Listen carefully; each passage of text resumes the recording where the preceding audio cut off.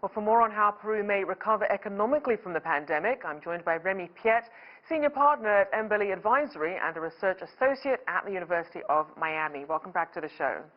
It's a pleasure.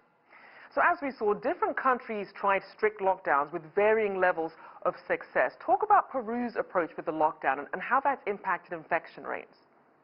Well, Peru is one of the countries that has been most severely hit by COVID-19. I mean, the first wave was first Ecuador, and then Peru and Brazil, the two countries in Latin America that have seen the highest numbers of cases.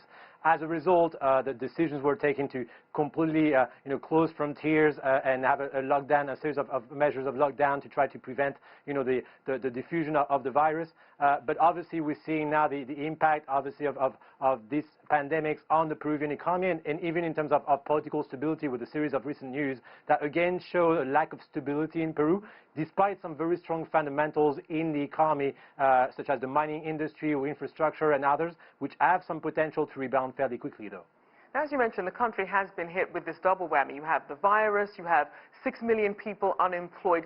You mentioned the economy. What are some of the ways it's been hit the hardest?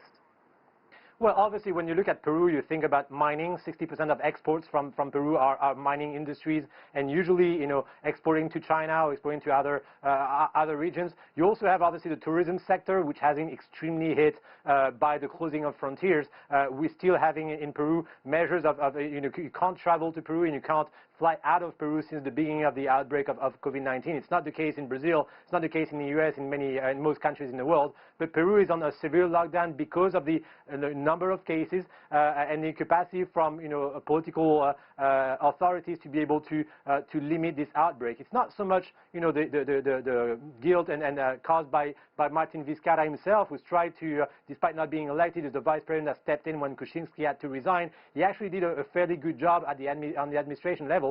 But there's a series of antagonism between regional actors and national actors. You had the governor of Arequipa, for example, at one point who prevented some mining companies, Southern Copper, to bring respiratory units for hospitals. So all these dysfunction on the political level, unfortunately, has hampered the capacity of Peru to rebound from the coronavirus crisis. Right. But I think that down the road it will be still a country that you should count on because of the strength of the mining industry and other industries in the country.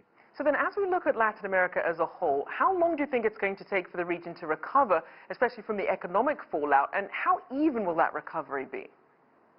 So obviously you have to look, in different countries in details.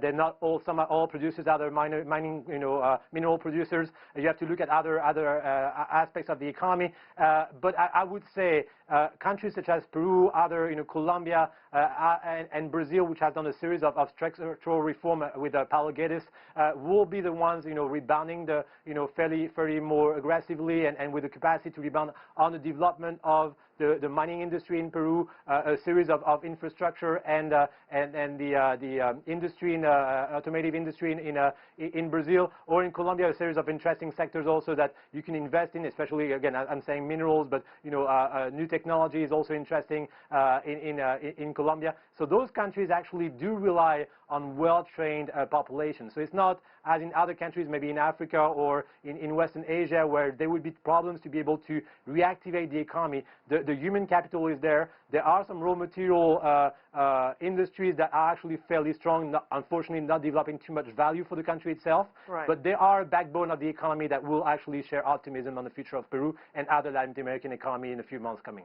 Now, we did see that before the pandemic, millions of families across the region were already struggling with poverty, and now it's pushing countless others into extreme poverty. How are governments approaching this issue?